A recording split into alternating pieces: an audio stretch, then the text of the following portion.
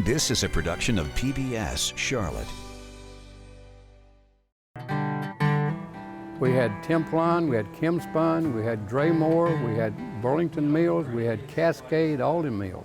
This area of North Carolina is the center of cotton in the world at one time. You either owned the cotton mills or you worked in the cotton mills. Our family worked in the cotton mills. Carolina cotton mills brought whole families from the farm to the factory. The mills growing some textile towns into big cities. But now that so many of our North and South Carolina cotton mills are gone, our textile towns, well, they're changing too. Old mill buildings are finding new lives. Old mill villages are becoming new neighborhoods. And old downtowns are creating new jobs and new opportunities. Actually, I don't know if anybody saw it coming.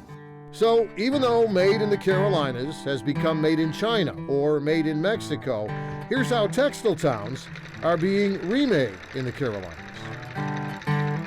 Remade in the Carolinas, Textile Towns is made possible by the members of PBS Charlotte. Thank you. Oh, oh, standing in high cotton. It was a town of steam whistles. And also it was a town of smoke.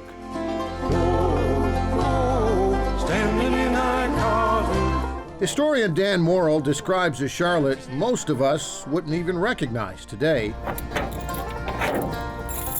A Charlotte centered on these hulking 100-year-old cotton mills that still anchor the city's oldest neighborhood. Standing in high cotton. Some, like the old Johnston Mill here on North Davidson Street, are boarded up and barely surviving.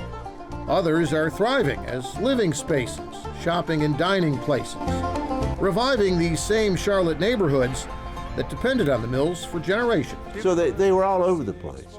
The Louise Mill. Oh, ain't gonna paint no cotton at all. Standing. When the Louise Mill opened in the 1890s, you would have had a center city, Charlotte, that would have had a lot of people in overalls. During the week, they were in the mills. They were working.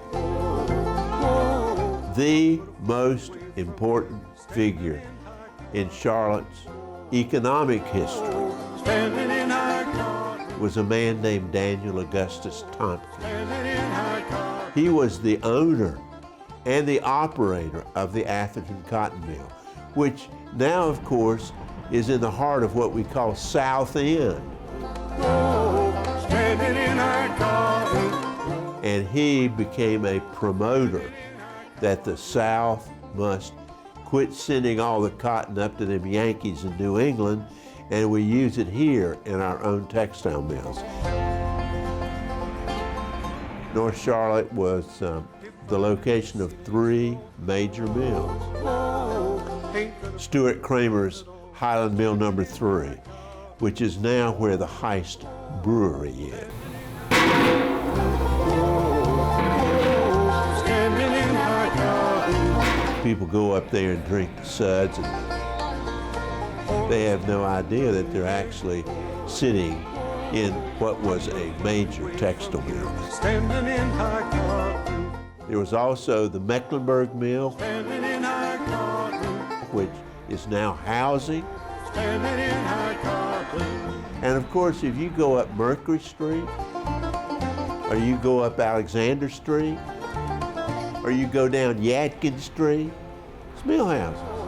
Standing in high cotton. Highland Mill No. 1, which is on 16th Street, is undergoing revitalization. It's going to be a big one. They showed me pictures back in the early 1900s, and those old historic pictures is really how we put everything back together. Whenever I see something like this, first thing I tell them, man, let me have this building. Cliff Brown has renovated historic schools, theaters, and tobacco warehouses, but Highland No. 1 is his first cotton mill. Got a cotton mill blue, got a cotton mill blue. So on a scale of 1 to 10, how hard is this mill makeover anyway? This is probably a 9. This is a difficult project. Once you peel it all apart, you start to see really the extent of the damage. Just to give you an example, the roof. The roof started with a tar and pitch roof, then it went with a built-up roof, then a rubber roof on top of that. So now we have to come in and take all that roofing off. Brown says same story with these original 125-year-old floorboards, which all had to be removed because of the mill's crumbling foundation underneath. I want to take this window. And then there are these odd-sized mill windows, and the architect who tried to make them all one size. I said, the original window was this big, and you want to make it this big. You can't do that. You do a lot of these projects. Talk about why you're passionate about taking buildings like this and bringing them back to what they used to be. Well, this is actually part of our national heritage, our structure. I mean, this goes way back. There's nothing I like better than coming into an old building and say, hey, I can put this thing back together. And this one's got a smokestack, 105 feet tall, still standing, in great shape. It's a fabulous structure, so I can't wait to redo it. And while the hard hats and the historians work together to save what's left of Charlotte's fenced-in and forgotten cotton industry, well, there's one Charlotte Cotton Company that's actually been here from the beginning. They're still in the cotton business today, still working from their own 100-year-old warehouse and factory. Tell me a little bit about these buildings. They were all built around 1920. Wow. So in that era of time. Louis Barnhart's the president of Barnhart Manufacturing. His brother Tom is the CEO. We did things here on the weekends that a lot of kids don't get to do. You know, drive forklifts, stuff like that. They're the fourth generation of Barnharts, running the Charlotte family cotton business since 1900, making cotton products at the same location on Hawthorne Lane, even before there was a Hawthorne Lane. Horse collars is probably the oddest thing. Horse and buggy seats, Packard automobiles. Fast forward to today's Barnhart. So we'll fill this basket up with cotton. It's a modern operation that uses these huge rotating drums to bleach cotton by the ton, like giant washing machines. This is purified cotton that goes into medical, health, and beauty products from a cotton company that's kind of under the radar. So you're right. Our name's not on a package of Q-tips, but most of the people that make Q-tips domestically use our fiber. But while other cotton businesses close down or move their business overseas, Barnhart still makes its products here, which means hundreds of Barnhart workers still make a living here. That's one thing that my grandfather told me, and that was, you know, one of the greatest gifts of philanthropy you can give is jobs, to help provide people a way of life. You know, anytime that we think or talk about cutting out a part of our business, we're also thinking about the people that are affected. So, you know, we kind of see ourselves being here for a while.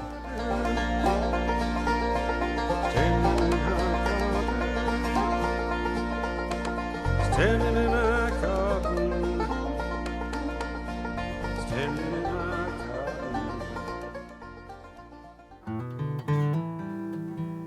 Since the 70s, Charlotte singer-songwriter Cy Kahn has been putting the stories of Carolina textile workers to music. At the east end of town, at the foot of the hill, there's a chimney so tall that says Aragon Mill. So yeah, I mean, I love writing this history, and it's the history, for me, of everyday people in the South. I've probably written 50 or 60 songs about the mills. And some of them are very serious, and some of them are tragic. And look at Kannapolis. You have to rebuild, you have to reinvent. Here in downtown Kannapolis, well, you see empty storefront after empty storefront. Lots of boarded up doors and windows. All reminders of some of this textile town's darkest days. I'm going down to the city of noon. hills, gonna meet my destination.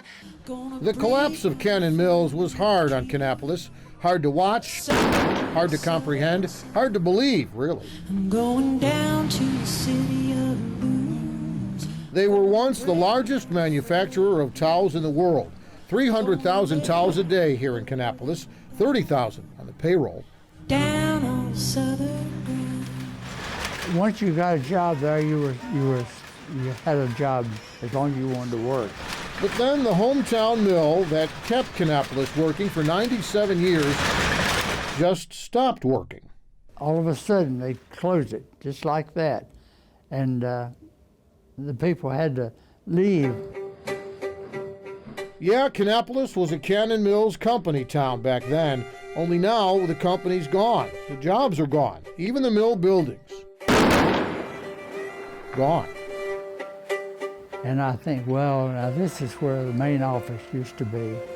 And I go by, oh, this is where Plant 1 used to be. There's where the cotton warehouses were. Oh, there's Plant 7 over here. At age 95, Norris Dearman has more memories than most of us. His 43-year career at Cannon Mills began in 1938, when he was still in high school. I worked in the mill blowing off looms. I thought everybody had to go work in the mill at some time or other. And anybody that came out of high school could go to Mr. Cannon the next day and get a job in the mill. He told them that. And that's what a lot of them did. And a good many of them worked there for the rest of their life. And they were happy. And they had food on the table, and they had money in their pockets. It wasn't a whole lot, but it was, you know, good enough to live off of, and they were satisfied. That gave those people a chance to get an education and send them to college for 4 years. It covered it. Eventually, Dearman himself worked at the Cannon Mills main office, overseeing the company's first computers. These old tabulation machines from his office are now on display here at the Kannapolis Museum. 97 years of mill history, crammed into 2 rooms at the high school. That history includes the largest layoff ever in North Carolina, 4,340 Cannon workers in Kannapolis, all losing their jobs the same day. Norris Dearman remembers.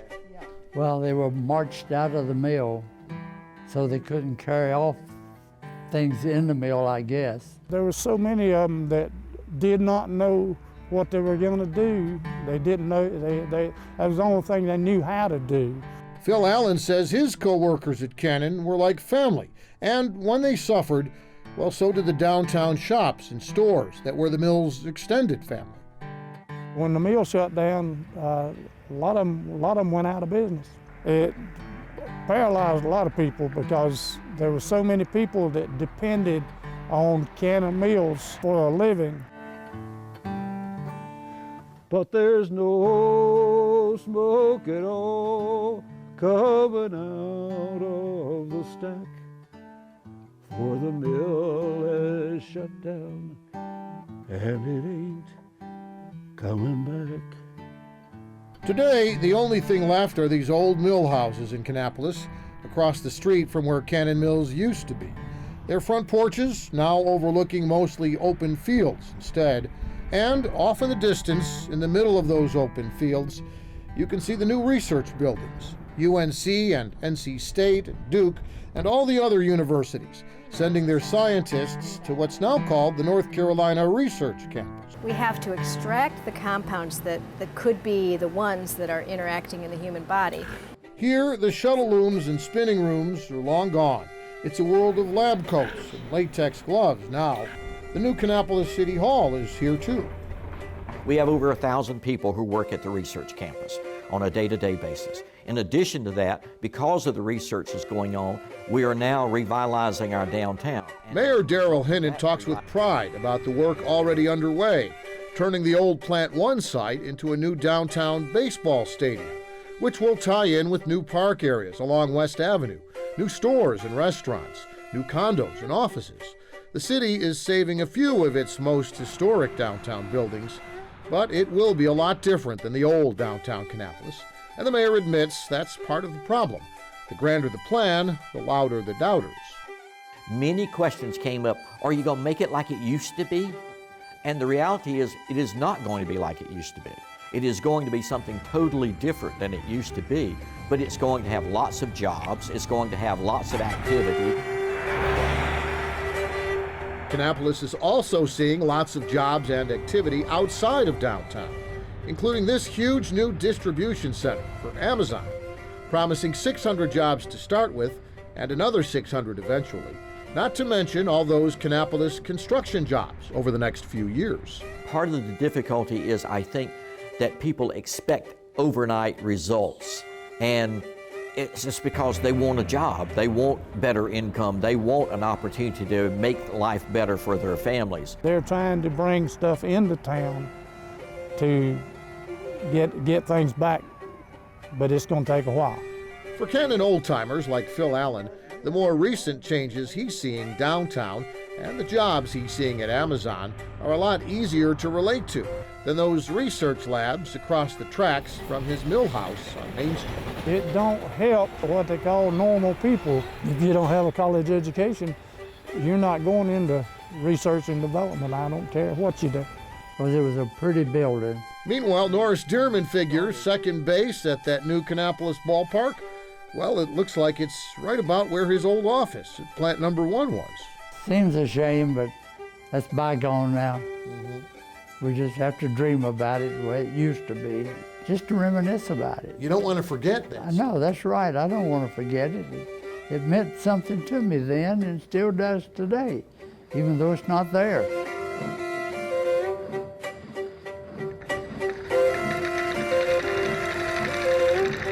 Yeah, you know, with all the struggles that Carolina cotton mills have been through over the past couple of years, you'd figure Carolina cotton farmers would be struggling too, but actually it's just the opposite.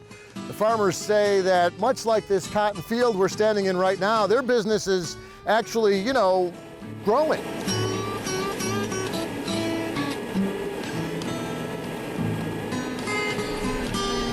If you don't enjoy it, it's not in your blood, this is hard work. Farmer Butch Brooks grows his cotton on 100-year-old family fields. He picks it from behind the wheel of a $500,000 harvester. So yeah, growing cotton and picking cotton isn't just cotton picking hard. Like I said, I ain't gonna pick no more cotton. It's also cotton picking expensive. Well, I think it's great. We're blessed to be able to grow a crop like this. I said I ain't gonna pick no more cotton. But this crop of cotton here at Sunnybrook Farm in Stanley County, these 5,000-pound cotton bales rolling from the back of that big harvester, well, it's not just any cotton. Experts say this is the good stuff. So when you say good cotton, what are we talking about? Well, with good cotton, take this right here for an example. As you can see from this cotton plant here, you can see the nice pure white into the cotton lint itself. That denotes the high quality. Textiles want this quality cotton for expensive garments, for high quality clothing. Problem is, there aren't many big textile companies left here in Stanley County. The mill buildings are still here, but the jobs are long gone, not like the old days. Time was when cotton was king of the coastal plain, but it was when cotton crops didn't travel very far at all, from the field to the factory. We actually sold cotton to Wiscasset Mills here in Albemarle, 7 miles down the road. You know, so it went from the field behind the gin to here, straight to the manufacturer, and then, you know, they're gone. There's no spinning mills in my county. There's very few within 50 miles of me anymore. So all that has changed.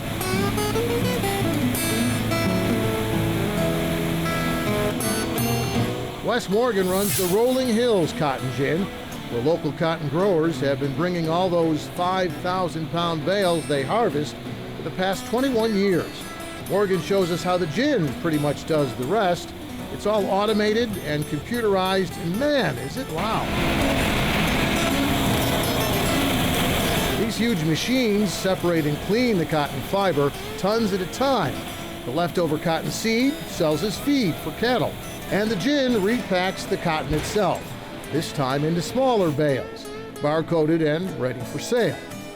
Yes, until we get all the fiber, seeds removed from fiber, we get the fiber graded, how long, how strong, how white, color, trash, all that, get it into a bale, get it into a warehouse. Until we get all that done, the farmer can't get paid.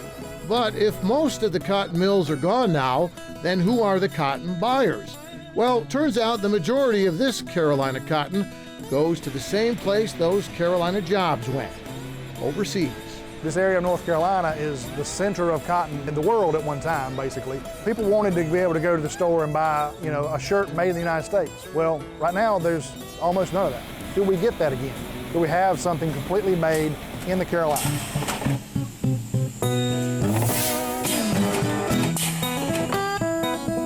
When NAFTA hit, they basically said textiles in this country are dead.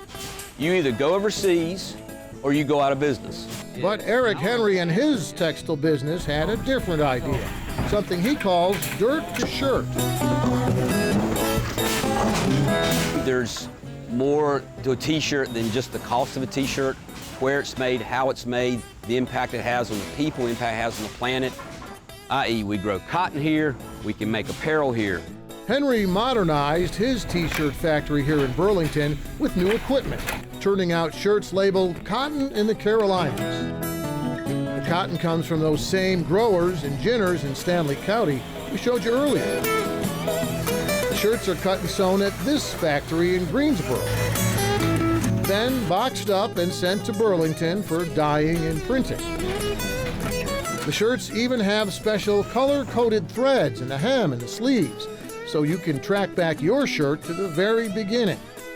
If you take those two colors and go to a website, where, WHERE, yourclothing.com, you put in these two colors, a map pops up, and from that map I will introduce you to the farmer, the ginner, the spinner, the knitter, the finisher, the cut sew, and TS Designs. And when I say introduce, I give you a picture, I give you a phone number, I give you a physical address, I give you we make our supply chain completely transparent all the way back to the farmer. That's not necessary, but people kind of want that, don't they? I mean, people like to be able to see that. Well, back what I said about what's happening with food. People know where the food comes from, and it supports people in the state in which they live in. And the group known as Cotton in the Carolinas says eventually that so-called dirt to shirt program that they're working on now, well, it's not going to put the cheap overseas shirt makers out of business, but it is creating a whole new business. We have had great cotton in the state for a long time, and all we're doing is reconnecting that cotton to jobs and textiles back in our state.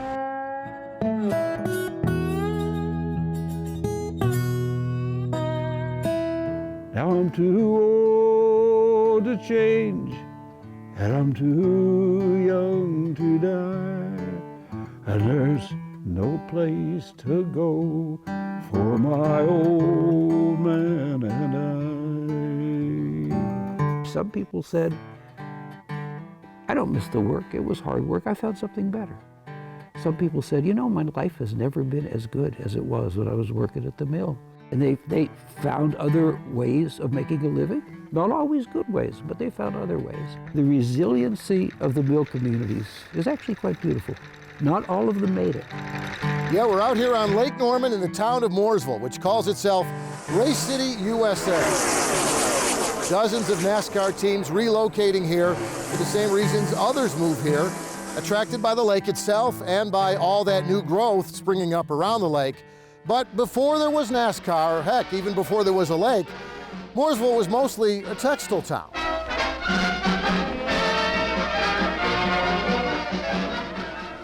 They say every town has its main street.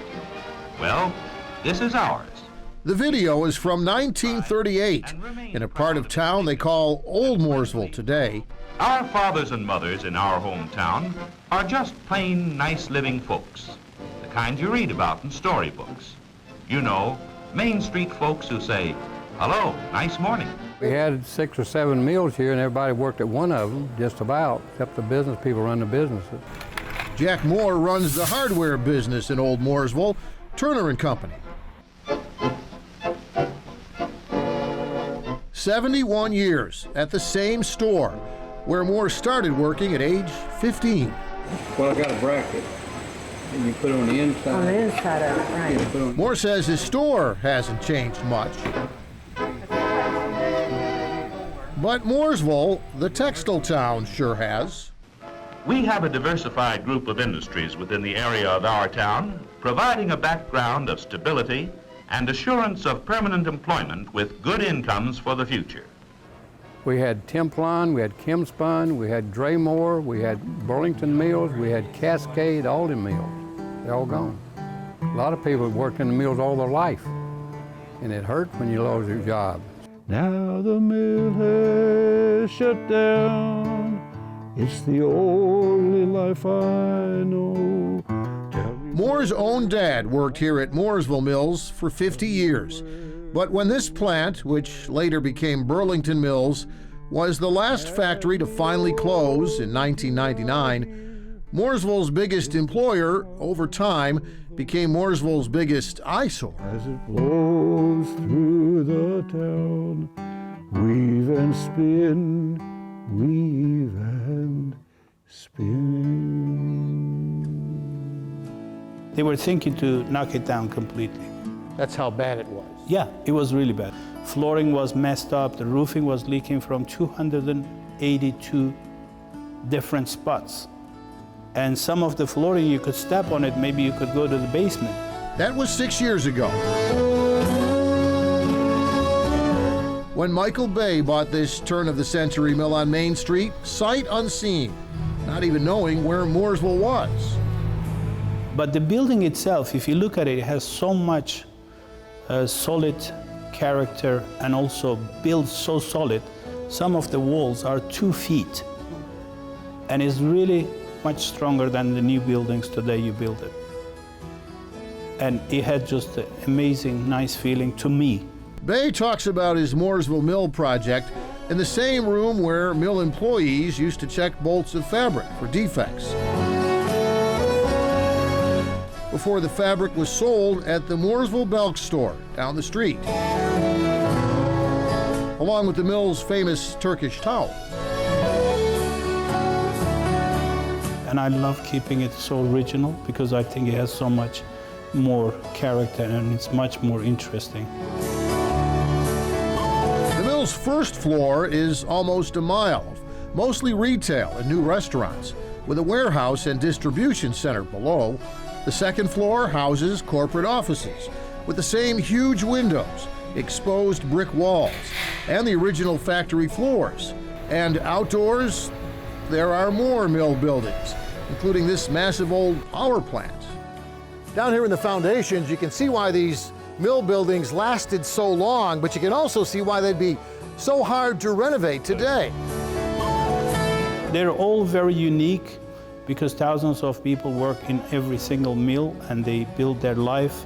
They got married, they got engaged, they fell in love, they worked, they made a house. Every mill is very unique itself. Oh yes, because people forget, it's not just the building. That's the community, that's the history. I mean, they're the reason we have the ballpark, the Mooresville Moors. They're the reason that we had the community houses. The clock ticking in Andy Poor's office at the Mooresville Library is as old as Mooresville itself. The mill actually sits down in there. Poor is a town historian, helping preserve old photos and films, and yes, factories, before they're forgotten. You know, if these all close, once these are all gone, if we don't do something, Mooresville's going to not be here anymore. Poor says that's why this textile town turned racing town has a go-kart track and recreation center here inside the old Draymore Mill on Highway 150. Downtown, old Mooresville Mill number 1's getting a makeover too. And then there's the old Cascade Mill, still empty, still waiting for its chance to become something new. We can give them that feel, we can give them that experience, we can give them that, oh, this is what it was like to live in a mill village. Poor also worries about losing these old mill houses in Mooresville, block after block of homes surrounding the old textile mills. where generations of mill workers lived and raised their families. Poor Hope's Saving the Mill Homes will help save those mill memories, even though the mill jobs are long gone. You think, oh, well, there's the mill. Well, you don't really realize that that mill is the town, is the community. So when it closes, it's like losing a member of the family. It's like losing a limb of your body when they close. But as the old mills in Mooresville make their slow comeback, so do the stores here on Main Street. Maybe not quite as busy as it used to be, but busy enough, according to the old-timers, the ones who were here back then and are still here now. You know, just like Mooresville. Oh yeah, like people come to town and some of them go 3 or 4 or 5 stores before they go back home on Main Street. So don't worry about Mooresville, you're gonna do fine here. I think Moore's gonna do fine.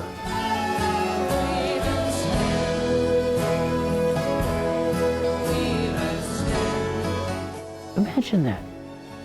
Imagine that. In the course of less than 50 years, an entire industry gone. But not because of the mill workers. 50 years ago, this cloth would have come from Gastonia, it would have come from Kannapolis, it would have come from the hundreds of mill towns across the Carolinas. Not anymore. Those machines are still running cloth, but they're running it in Asia, they're running it in Africa, they're running it in South America, and the mills disappeared. The mills disappeared. Yeah, we're actually in old downtown Rock Hill tonight, the historic district, for a concert across the street at the post office and courthouse. The Charlotte Symphony recalling the days when Rock Hill was a textile town too. They're celebrating Rock Hill's textile history with a weave of music and mill sound. These symphony musicians performing alongside vintage films of old shuttle looms and spindles, the kind you see in these rare cotton mill photos from the Springs Family Archives, which are also on display here in Rock Hill. You know, one of the things I really do like about Rock Hill from a historic standpoint. Outside on the downtown sidewalks, historian Wade Ferry points out the stores still standing where Rock Hill mill workers did their shopping. Beyond that, you had the phenomenal Freedom's department store, which was really as nice as any department store in the East Coast of the United States. And the houses not standing where the mill workers lived. All of these buildings, you know, were just simply destroyed. You know, they brought in bulldozers and one day they're there and the next day they're not.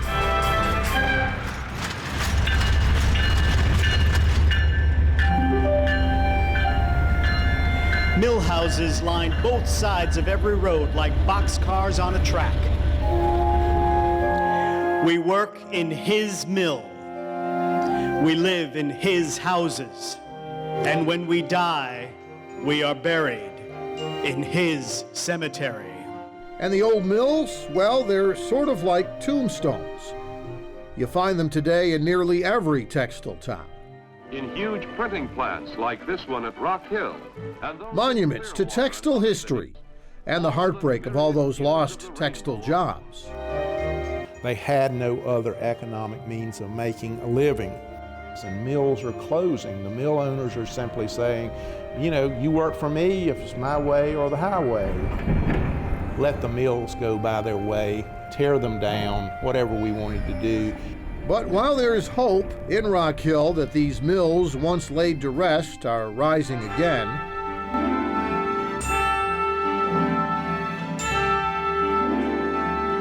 you'll see them wherever you drive in the textile belt. In many of South Carolina's best-known textile towns, the local mills are gone for good. Or this one in Lancaster, largest cotton mill ever constructed under a single roof. Here, plentiful raw materials, abundance of power, and skilled craftsmanship combine to build an ever-growing industry. That was Lancaster in the good old days, when Springs Mills had thousands of textile workers in its then modern Lancaster County factories. New plants like this bleachery at Grace, modern as tomorrow. When I was a little girl, Fort Mill, I would say at least 90% of the people worked in one of the 2 cotton mills that were here. Now there are no cotton mills. Ann Springs Close is 92 years old, and for 5 generations from their homestead here in Fort Mill, her family's been the first family of South Carolina textiles. From after World War II up until mid-'80s were the golden years, and new machinery, and it was an exciting time to be in the business. What made Springs different than the other mills? My father, he always said this money came from I can remember him saying, the sweat of the brow of those people working in the mill, and it's going back in this community. What has turned out to be our biggest legacy is the Greenway. My father and my husband got to build mills, and my poor daughter ended up closing them. She had the rough part of the deal because during the late 80s and 90s, you could see the change coming, but no one had any idea that it would come as rapidly and as completely as it did. How hard was that? It was kind of rough. but you know, it was, the numbers were there, it just wasn't working. And then they started going overseas, and then the competition got so that you couldn't compete. Kier Group, which locates in Hangzhou, Zhejiang Province. So many companies were leaving, and they were going to China. So when those jobs left, Jamie Gilbert's been to China. Lancaster County's Economic Development Director has toured these new high-tech cotton mills there, like the ones that took so many jobs away from Lancaster and other textile towns. Kier introduces world first-class textile machines. The process has become more technical oriented, and so it's a higher level of worker that's needed than what it was 20 years ago. But the newest Chinese textile mill Gilbert's talking about now isn't actually in China. It's the Kier America plant, built by the Chinese here in Lancaster. So this is their U.S. headquarters and their manufacturing center. Right now behind us you have a second building under construction, and the project, when it was announced 4 years ago, was $218 million in new investment and 500 jobs. 20 years ago, textile companies couldn't get out of the Carolinas fast enough. Right. They were going to China. Now China is coming to us. What's bringing those jobs back? It's an interesting phenomenon. I think there's a lot of things. You know, the cost of doing business is going up in China. Labor costs are rising. Shipping costs are going up. The quality of cotton also is far superior in the U.S. and Southeast than what they're able to get closer to their facilities in China. That's a really important consideration for locating here. Reputation and quality are always the things that Kier treasure the most. When you see this happen and manufacturing coming back and an industry that everybody basically had written off, I think it does say, you know what, everything's cyclical. So, you know, what's old is new again, and that's what we're seeing. A remarkable percentage of the working population in the Carolinas worked in the mills. And they were making things that you could touch. They were making cloth. And they could look and say, you know, that denim might have been denim that I made. Those blue jeans that my granddaughter's wearing, maybe I made that cloth. Yeah, you've heard the old saying, the more things change, the more they stay the same. Well, that could be the official town motto here in the old mill village of McAdenville. The mill itself, well, it's changed to keep up with changes in the textile industry, but the town of McAdenville, and in particular the town's traditions, well, they really haven't changed much at all. 10, 9. It's the countdown 7, 6. that turns this textile town 3, 2, 1. into Christmas town.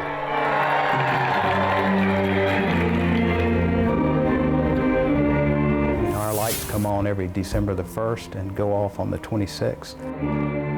This will be the 62nd year, and you know, we expect to have 500,000 or 600,000 people that come through on those 26 nights. Bill Karstafen is the CEO of Far Yarns. He says the Christmas lights started when his grandfather ran the company back in 1956.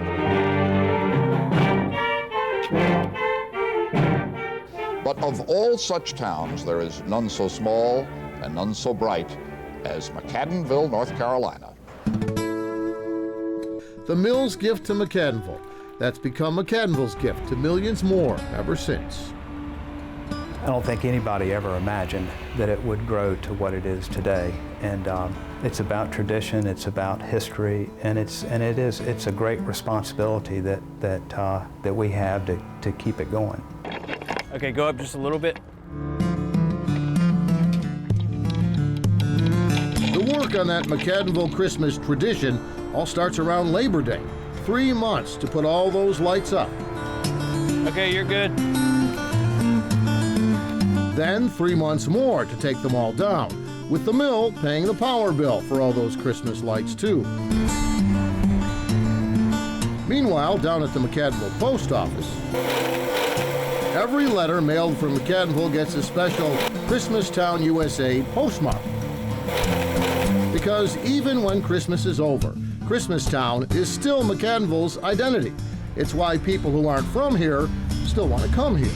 Well, I've always thought, ever since I first saw McCaddenville, I always thought it had a unique charm about it. Greg Richardson's not really a newcomer anymore. He's been here in McCaddenville 10 years, living in a new neighborhood near the lake, where McCaddenville's old Mill Hill used to be. My vision for our family from day one was that we would move here, and this is where we would settle, and this is where our kids would grow up. This would be what they call their hometown. Real town with a real history, and so I've always thought that was unique. But textile towns with a history like McCaddenville also need a future. Which is why, as these new mill-style homes go up for the new families moving in, hundreds of McCaddenville's original mill houses are just old photos now. Well, there is a fine line that we're walking here in McCaddenville. We have torn down some older buildings, older mill houses, but we've also tried to keep a lot of the old historic buildings that Mr. McCadden built back in 1881. Karstafen says that includes saving these rare mill houses made of brick, not wood, built by the mill back then to lure the best workers, just like these modern homes lure young families and professionals to McCaddenville today. And while the old mill on Main Street promises to preserve the best of McCaddenville's past, Far Yarns first had to figure out how to stay in business by changing its business. In the 70s and 80s, we used to make a lot of yarns that went into apparel, mainly sweaters and socks. And that industry we could not compete in. So while other textile companies closed down, the mill in McCaddenville invested millions, modernizing, making new yarns, not for the shrinking U.S.-made clothing industry, but for the growing U.S.-made carpet industry. So this is how you compete. This is how you keep people working. This is it. We've got to stay on the cutting edge of modern technology so that we can make the yarns that our customers at the carpet plants want. Most of our employees are local. We didn't bring anybody from outside the state, so it's all within 20 miles of here. And driving by on I-85, well, here's a billboard you don't see every day. Far advertising for more textile workers outside another plant where they mix high-tech fibers. Once we continue to blend it, card it, draw it, that go into safety gear worn by soldiers and firefighters and other high-risk occupations. we know the science behind the fibers, we know what to put in together.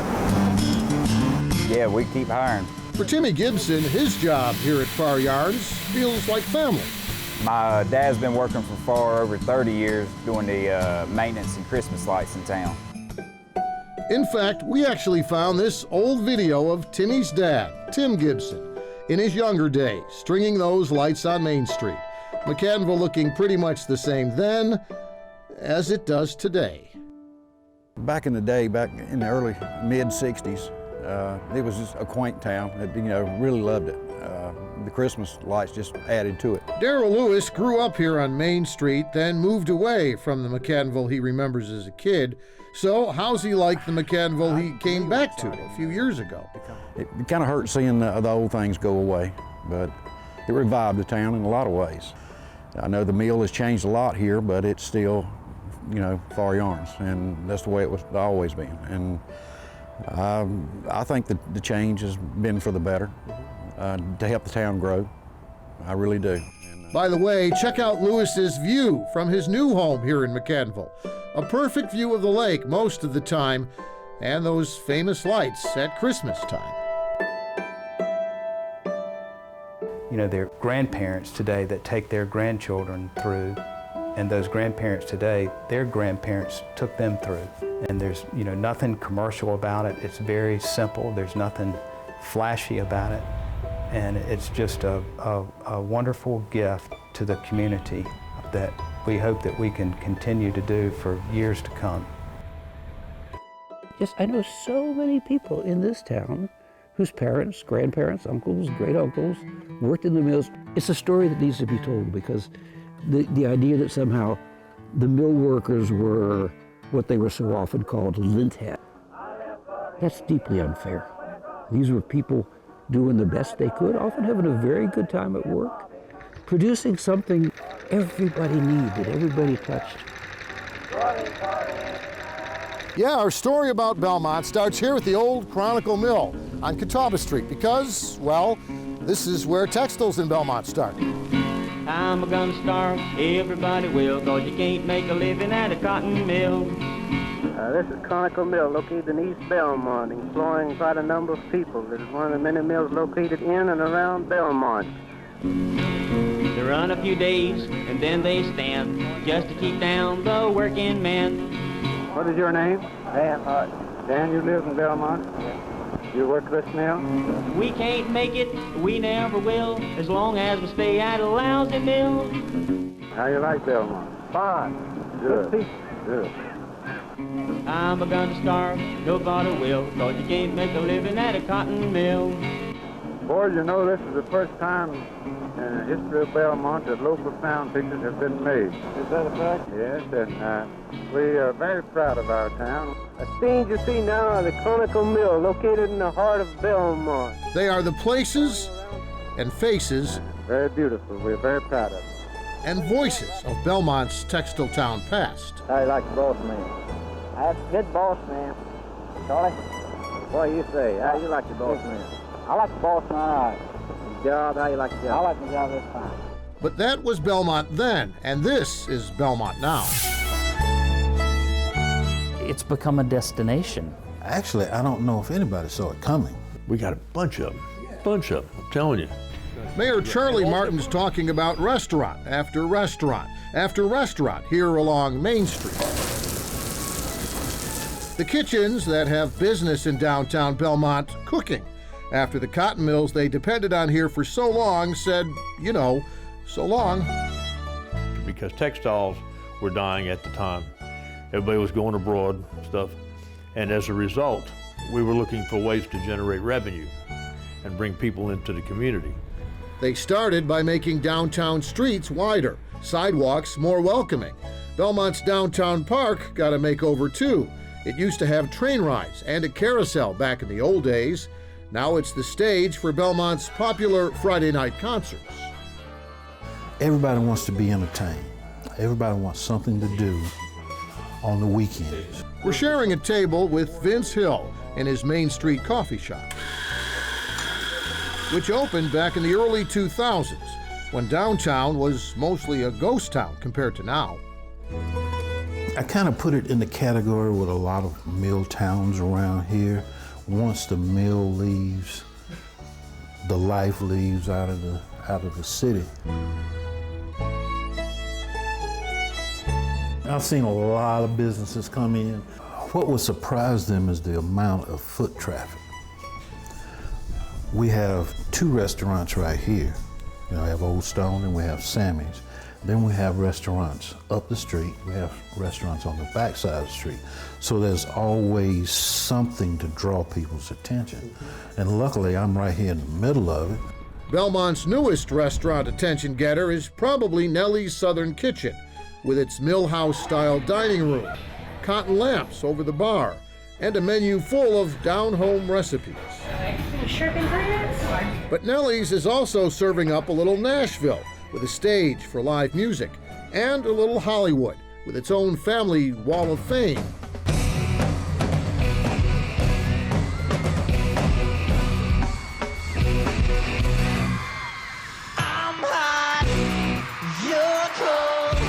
And I found out pretty fast that the celebrity lasts for about 3 months. And really it lasts one meal. Nellie's owner, Kevin Jonas, is the father and former manager of the Jonas Brothers. But he grew up in Belmont, scrubbing floors and hauling cotton at this mill on, where else, Mill Street. The Jonases all worked in cotton mills in the area.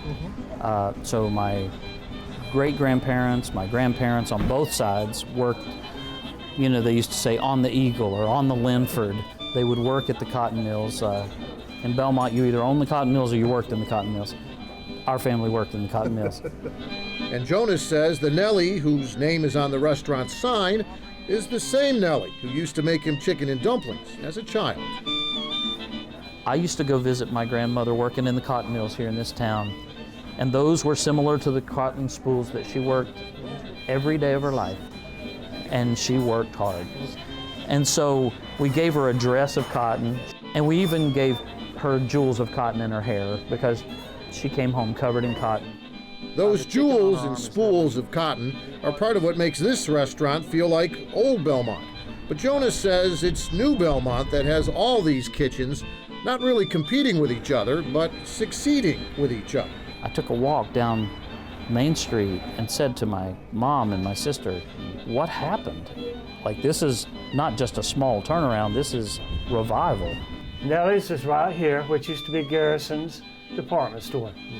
Alan Milliken's collection of old pictures at his Belmont Home and Museum is like a town photo album. We're talking about 17,000 pictures, over that. That's just the ones that are restored.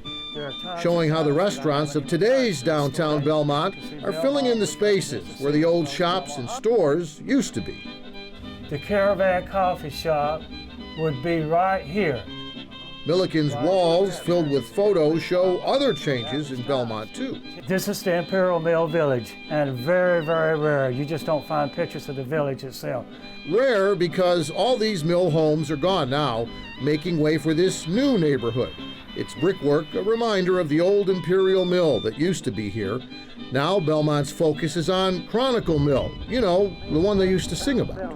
Let me tell you people something that's true. When you work in a mill, I tell you what you have to do. By the way, that song you've been listening to was recorded back in the early 1930s by David McCarn. He was born here in Gaston County, famous for his songs about textile towns and cotton mills, and for his ragtime harmonica. But before David McCarn was a musician, well, his first job was at age 12, right here in Belmont at Chronicle Mill. You can say things in a song that people would not accept if you just said it to them out loud, because you're telling a story. I mean, the song Here in Gastonia, first, it's historically accurate. So yes, I write about the Gastonia strike, but I also write about the wonderful times that mill workers had. People who go to work every day, people who make the cloth that we wear, people who care about family and community, people who contribute. That's what matters. And the grandchildren of the mill became the doctors and the lawyers and the business people and the social workers and the healers. We need to remember how important the mill workers were and the good lives that they really helped all of us achieve. Where are the bobbins? Where are the looms? The white cotton bales in the opening room? Where are the spindles? Where are the cards? Where are the boys telling jokes in the yard? Here in Gastonia, here in Gastonia, here in Gastonia, here in Gastonia. No one walks to their shift from a house on Mill Hill. There's condos for sale at the old Lorry Mill. Listen hard as you can by the brick weaver wall, where the din made you deaf, hardly no sound at all. Here in Gastonia, here in Gastonia, here in Gastonia, here in Gastonia. But on a warm September night, if you stop on the street, you can feel the ground shake from their young marching feet. Hear their strong voices, so scared and so bold, that risked all they had in that strike long ago.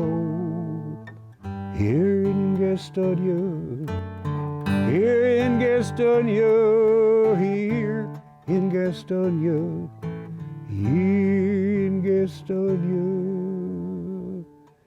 Do you spin for your children those tales of pure gold, how they stood up so strong, like your grandmother told? Do you give thanks for the price that they paid to leave us the good lives we lead today? Here in Gastonia, here in Gastonia, here in Gastonia, here in Gastonia, here in Gastonia.